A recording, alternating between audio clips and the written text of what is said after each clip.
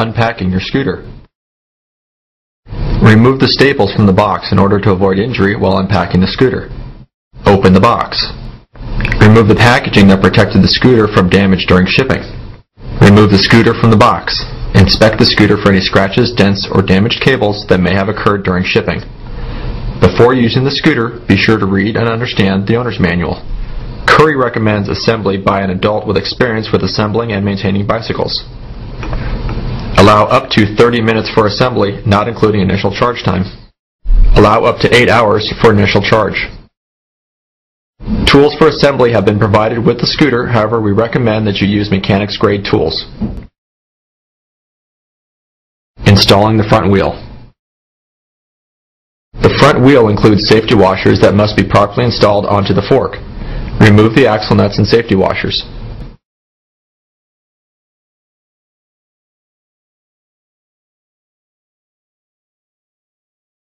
Install safety washers onto axle and insert the hooked portion into the hole in the fork.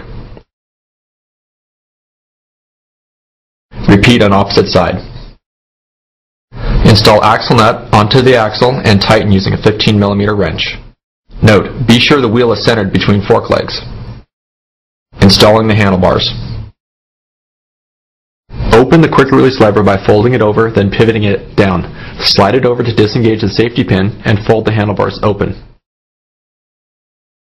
Remove the plastic protector covering the base of the handlebar assembly. Insert the quill part of the handlebar assembly into the fork. You may have to loosen the wedge to allow it to slip into the fork. Slide the quill into the fork until it bottoms out on the hex nut. Align the handlebars with the front wheel and tighten the wedge bolt clockwise using a 13mm wrench. The wedge bolt is properly tightened when the handlebars cannot be twisted out of alignment from the front wheel.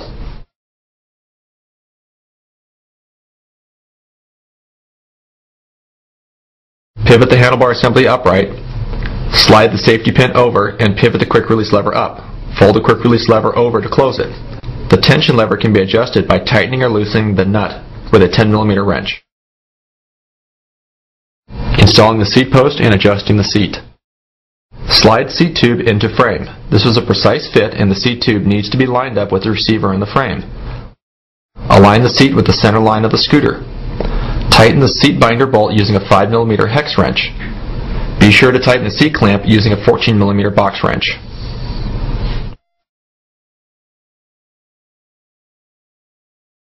Charging the batteries.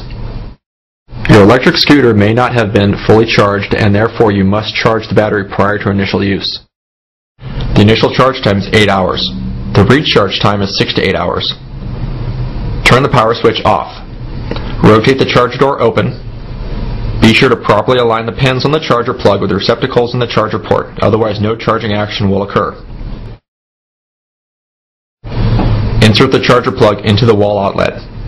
The light on the charger will change from green to red, indicating the batteries are now charging.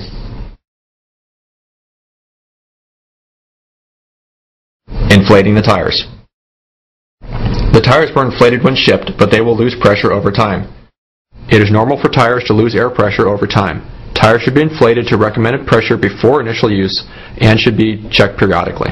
Using a bicycle tire pump equipped for a Schrader type valve, inflate the tires to 35 psi or as recommended on the sidewall of the tire. Check that the brakes are functioning properly. Before using your scooter, be sure the brakes are in proper working order. Refer to the owner's manual or a qualified bicycle mechanic if they need to be adjusted for any reason.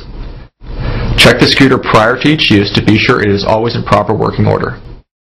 Check and obey local laws regarding the use of electric scooters on public property.